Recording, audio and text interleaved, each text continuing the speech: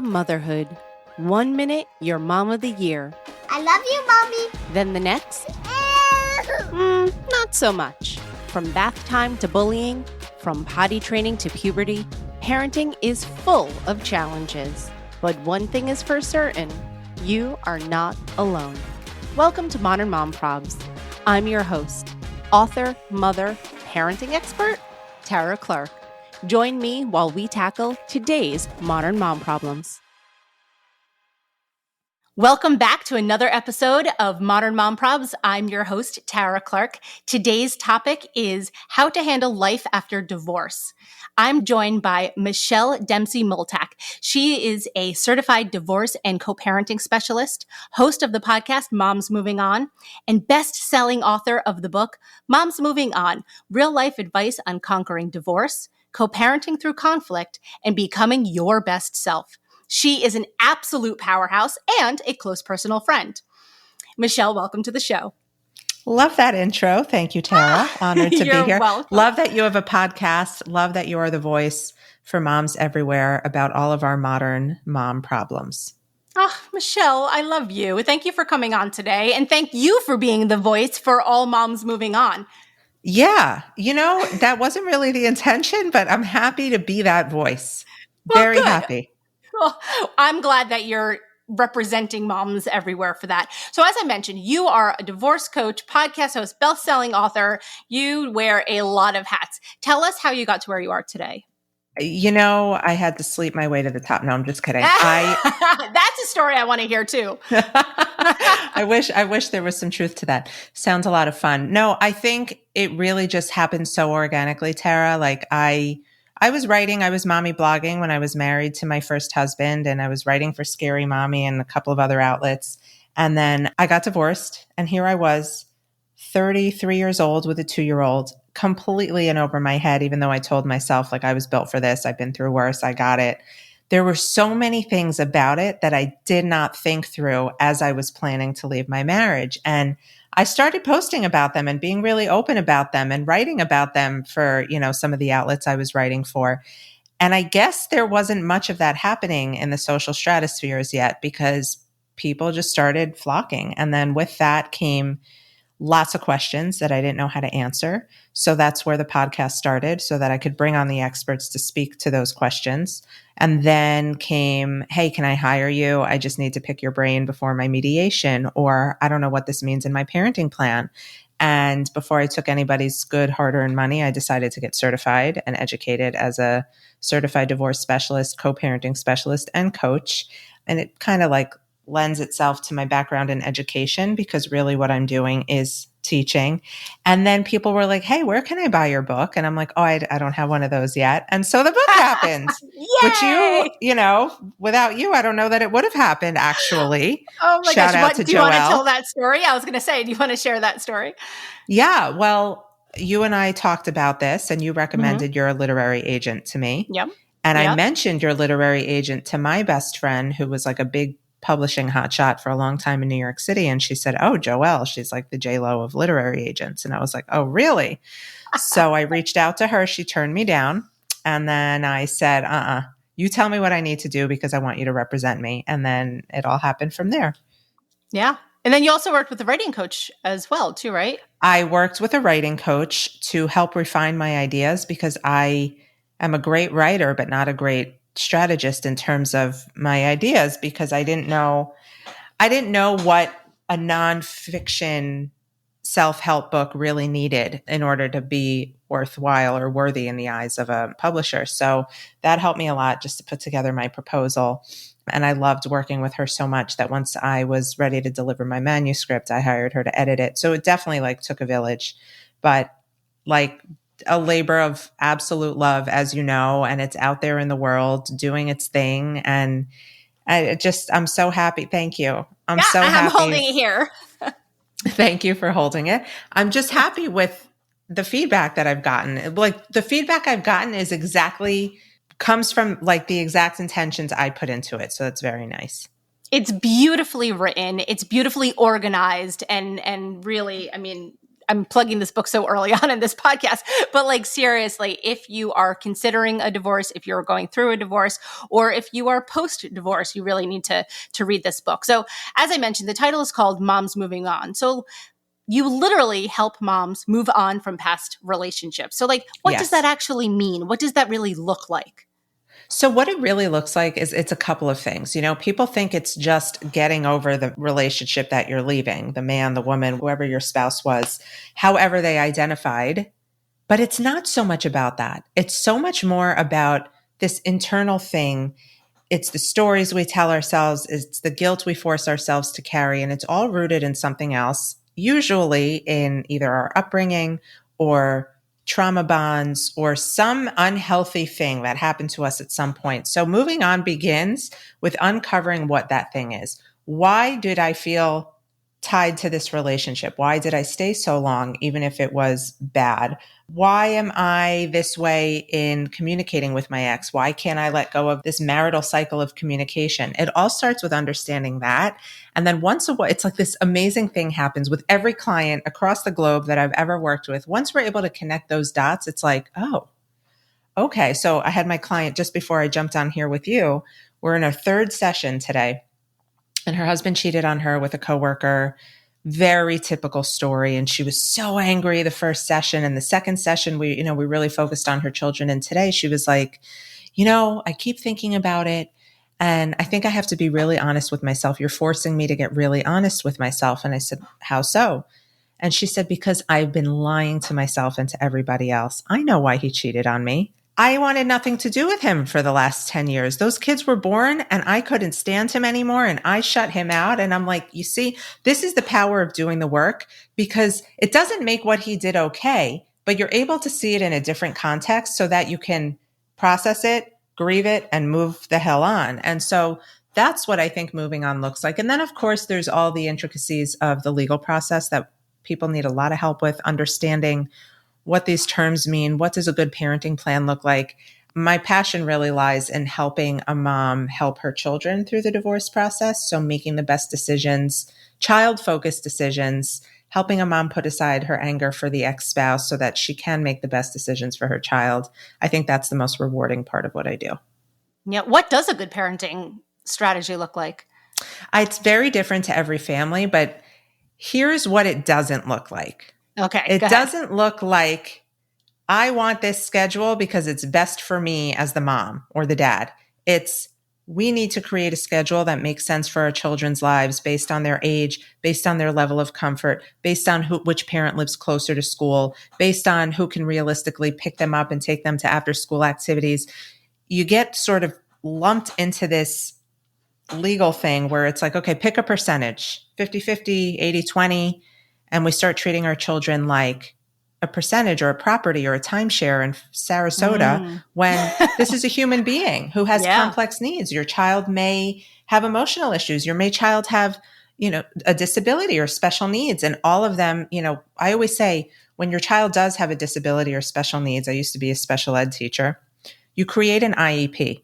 And so what an individualized education plan. And so what every child needs in the co-parenting process and the parenting plan is an individualized parenting strategy that's going to work best for them. But a lot of times parents are really looking at it through the lens of what's fair for me or what's best for me, or I don't want to go so long without seeing my child, so I'm going to fight that. And that's what we try and sift through.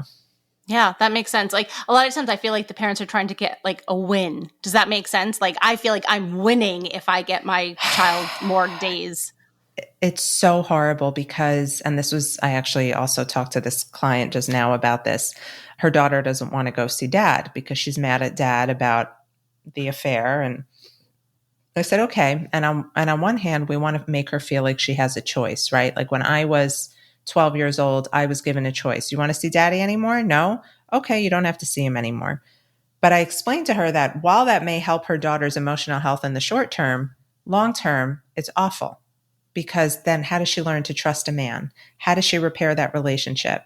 How does she, so her mom was very much of the mindset of screw him. He doesn't deserve a relationship with my daughter. Well, yeah, every child deserves a relationship with their parent until they're old enough to see what's what and who's who. So there is no winning in co-parenting, and there's definitely no principle. My husband always says that. There is no principle in co-parenting. You'll say, oh, but it's the principal. He owes me. It doesn't work like that. It's about the kids. How do people get through that angry period? It's so hard, Tara. You're asking somebody, in my case, a woman, a mom who's biologically wired to these children, to give them up a certain percentage of the time to somebody they no longer trust or love. It is the hardest thing you'll ever have to do in your life.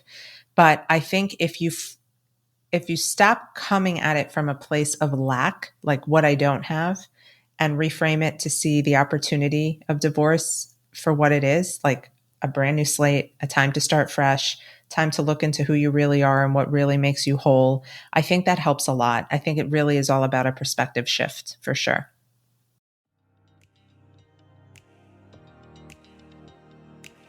This episode of Modern Mom Probs is sponsored by Sambucol. Fall is right around the corner, and you know what that means. Cooler weather, layers, and of course, the kids are heading back to school. Did you check off all the items on that never-ending back-to-school list? New clothes, notebooks, pencils, brand new backpack. The kids want it all. But have you thought about how to help keep them healthy when they're heading back to school? That's where Sambucol comes in. My son and I recently started taking Sambucol every day to help support our immune systems so we could keep doing what we need to do. Sambucol is made from premium European black elderberries, which are natural sources of powerful antioxidants and key vitamins like A, C, and E.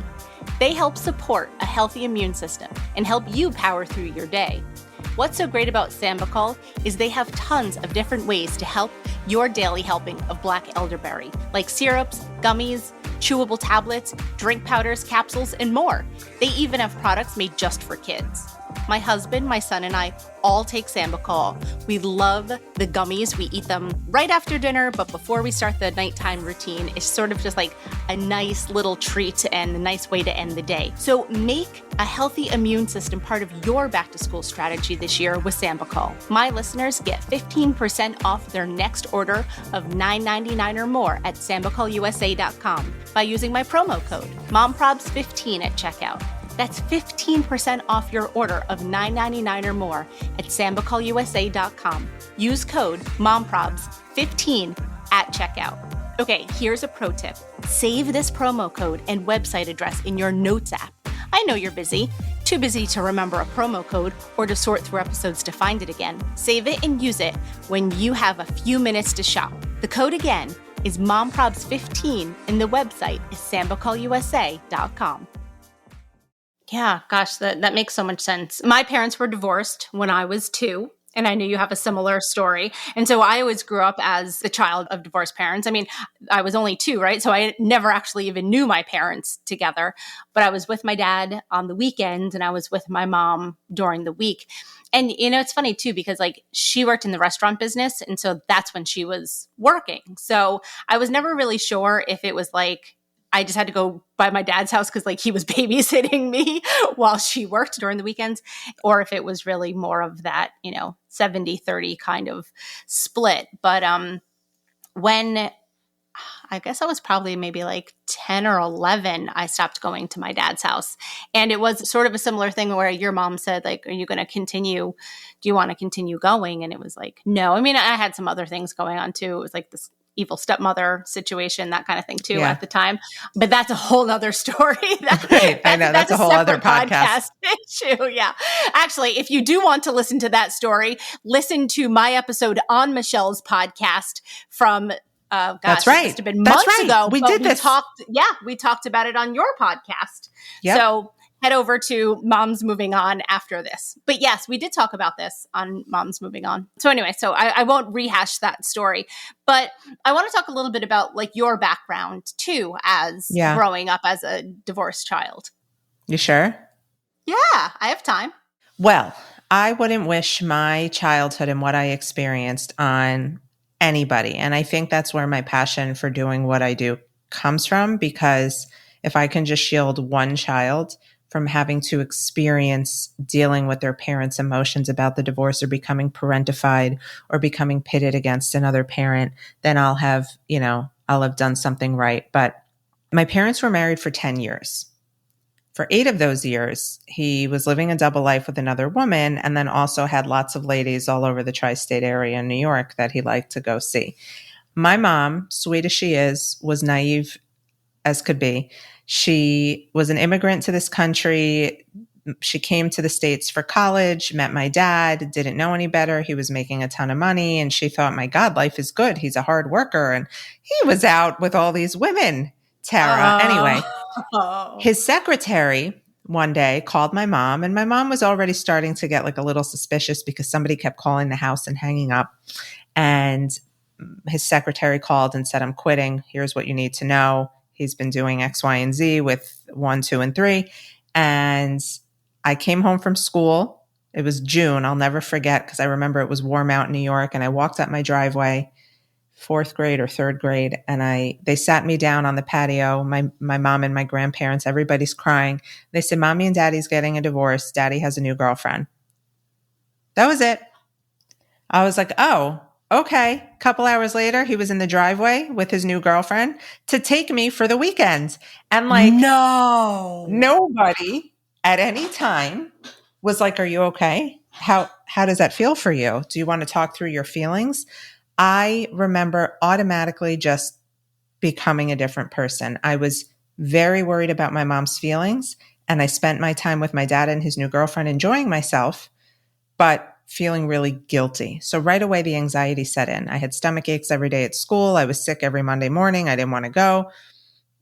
Then I was 8 years old at the time. By the time I was 10, I started realizing who my dad was and what he was doing. And because it wasn't just the girlfriend that he left my mom for, I was being introduced to all these women. And so I started speaking up. He didn't like that very much. So he started treating me very differently than he treated my little brother.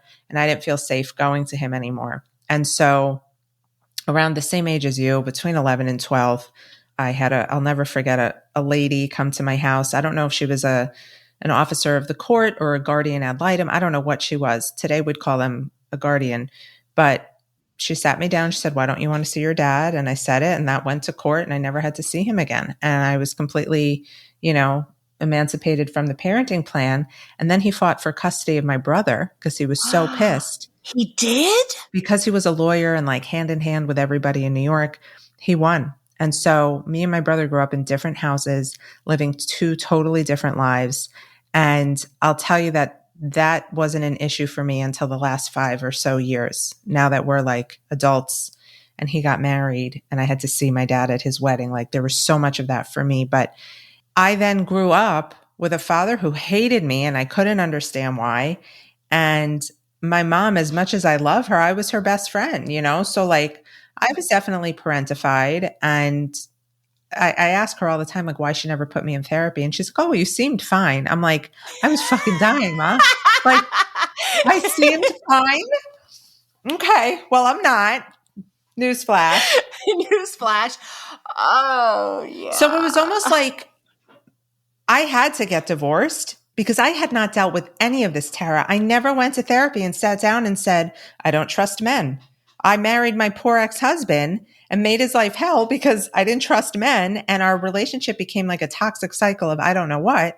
And then I really had to like face my demons as we separated and do the work and realize that like my future does not have to be my past. I didn't have to replicate that I was worthy of love, even if my father didn't love me, that, even if he called me mean names, didn't mean they were true. I had so much to learn and I learned it.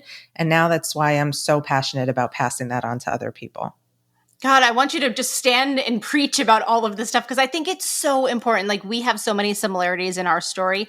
And like you said, like if you could just help one family so that they can help their children get through that process and that situation, then you know that you've done such good work. Yeah, 100%. Thank you for sharing your story because I really appreciate that. Can you explain parentified? You've used that term a couple times. So can you dive into that? Basically, it's when a child feels responsible for their parents' emotions. And usually when you are dealing with a high conflict co-parenting situation where one parent is constantly upset at the other parent, the child will take on those feelings and almost feel responsible for that parent. So an example of that would be, daddy feels sad all the time because mommy, you left him. So, I don't want to say anything to hurt daddy's feelings, or I just have to be on my best behavior to make daddy happy. And what it does is it robs the child of being a child. Like I was worried about my mom's emotions all the time. My dad hurt her. I didn't want to hurt her. I didn't want anybody else to hurt her. And then, it puts this pressure on a child that a child should not feel. And it forces that child to align with one parent or the other in an unhealthy way. And it's just such a hot mess. And it takes so many years to undo that. And codependency comes from this, and people pleasing, and the inability to advocate for yourself. And it just sucks all around. Check, check, check, check, check. Right. Check. Same. Yes. I know. It all makes so much sense now, doesn't it? It all comes together. And I'm sure that that's the case for the folks listening right now as well. So, Michelle, what are some ways that moms can start fresh without having their past hold them back?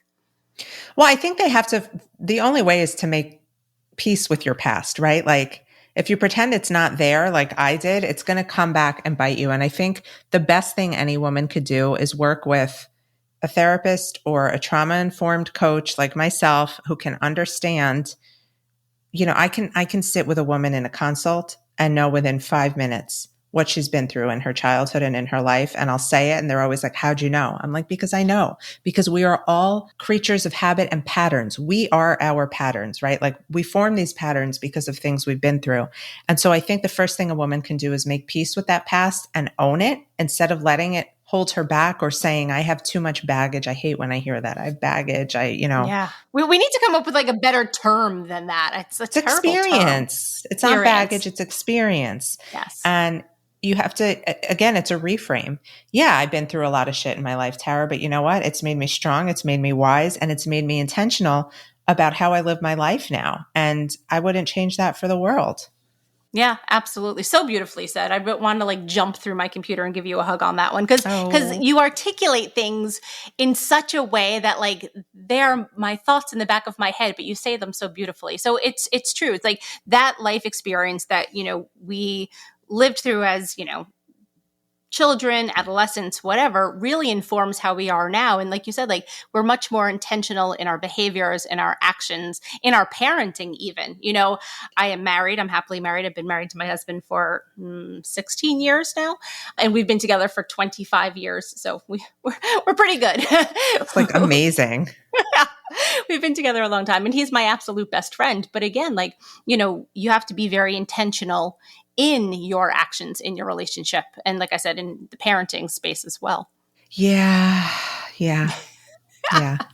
So I want to go back to your book. So like, what's your favorite part? It's gorgeous and you look stunning in it right now. People can't see because it's audio only, but this book is incredible. It's, 250 pages of such good content. What's your favorite part?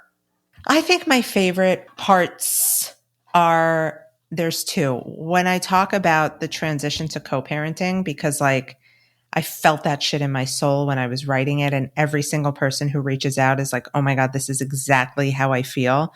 Because a lot of women get divorced, and they're all for different reasons. I chose divorce. It was not forced on me. So I can't say that everybody reading it, may feel the same way I did about feeling free out of my marriage, but they will all feel the same way about the co-parenting, because no matter where you come from in this world, how much money you have or don't have, your background, where you live, it all hits us the same way. And so that part is definitely my favorite. And also the part, there's like almost 30 chapters. It's very much like a how-to guide, what to expect when you're expecting divorce.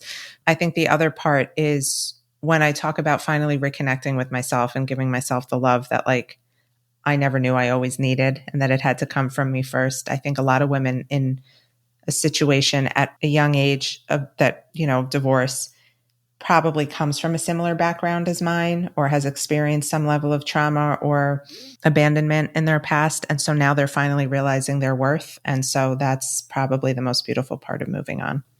That's absolutely the most beautiful part of moving on. So I'm going to move on right now, and we're going to do a game. We're going to play a game. We're going to do a rapid fire. We're going to do a rapid fire round of questions. Are you ready for this? Give it to me.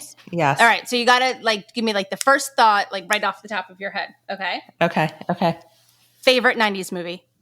Curly Sue. Oh, I love that.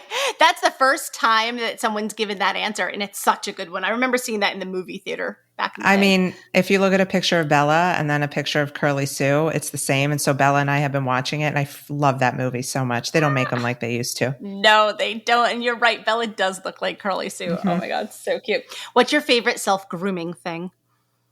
Massages. Oh, I thought you were going to say blowouts. So you surprised me on that one. Yeah, I mean, blowouts are not even my favorite. They're necessary. They're survival. But massages are my favorite, self-care indulgence for sure. Good one. What's your favorite cartoon character? Tweety Bird. Oh, I had a friend in high school. She had a Tweety Bird tattoo. She may have had a lot of people did. That's so weird. Why was that? I didn't love it that much. No, it was a very 90s thing. Yeah, but I had a parakeet in middle school, junior high that we named Tweety. She froze to death. Rest in peace, Tweety. Yeah, it's fine. What happened to her?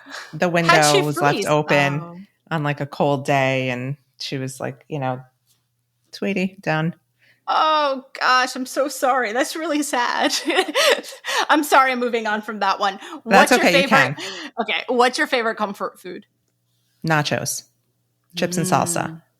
Just straight Give up me the Mexican. Yeah, pour some cheese on it. You want chicken on it or beef on it or just fully loaded nachos? I'm not going to lie, with no tomatoes, but I could just sit and eat chips and salsa all day, every day. It's my cheat food, my comfort food. I love it. What about guac?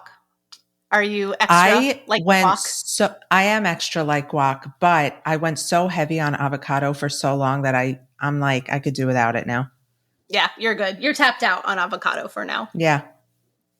Okay, last question. What is your favorite song lyric and why? You can travel the world, but you can't run away from the person you are in your heart. Ooh. It's an old house song back from my Jersey Shore days. Yes, get it, girl. It's called Just Be by a DJ called Tiesto, but it was always such a profound lyric to me. And I did exactly that. I ran away. I left New York after another bad breakup, moved to Miami, and continued my shitstorm thinking I was this changed woman because I moved. And it was true. You can travel the world, but you can't run away from the person you are in your heart. Yeah. That sums it up so beautifully. So, Michelle, what's your last key takeaway for my listeners?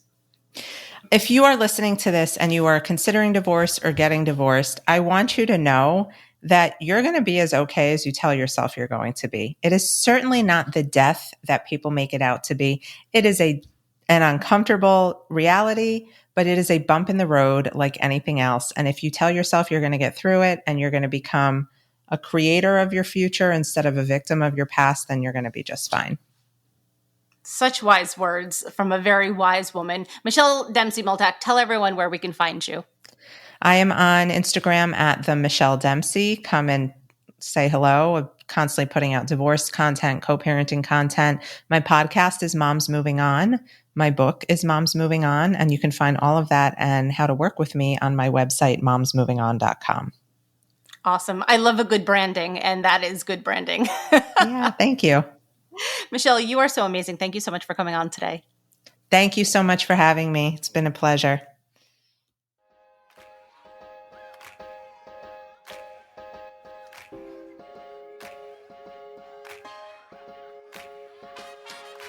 Thanks for listening to today's episode of Modern Mom Probs.